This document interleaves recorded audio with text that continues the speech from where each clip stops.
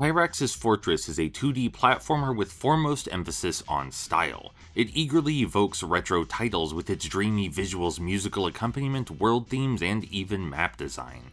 The game feels like a tech demo for a non-existent console released between the Super Nintendo and 64, utilizing sparse 3D assets to supplement its surreal atmosphere. I can't count the number of times it felt like I was playing Plock or Mischief Makers or, unsurprisingly, Yoshi's Island. That isn't to say Chirax is unoriginal, however. Even though it captures the form and tone of its inspirations, it also features inventive and inspiring boss designs, clever mechanical concepts, and it's perfectly memorable for its own reasons. And hey, the moment-to-moment gameplay is even, alright. We'll call it alright.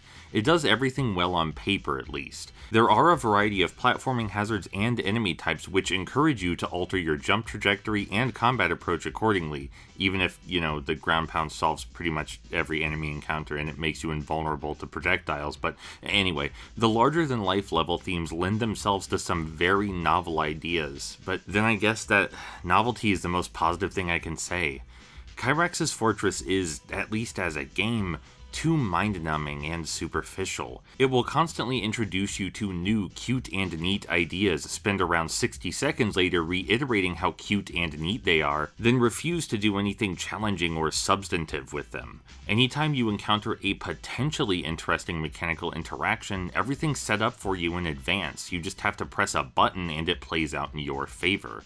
It feels very detached and disrespectful. It got so bad that I was actively hallucinating depth where there wasn't any. So many of the puzzles and mazes aren't actually puzzles or mazes, since they're solved by interacting with whatever object is immediately nearest to you. I almost forgot to mention the core mechanics because they're explored the least of all. Chirax can fly and shoot her own heads, but this is rarely, if ever, used for any clever pathfinding or platforming. Even in the final levels where the difficulty ramps up, you're mostly doing rudimentary single jumps over lava pits. What's the point of incorporating a high-skill flight ability and unique non-standard projectile attack if they're so irrelevant to the game design?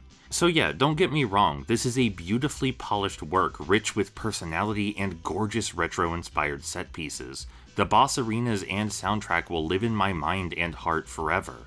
But that doesn't change the game part of the game, which is really underbaked.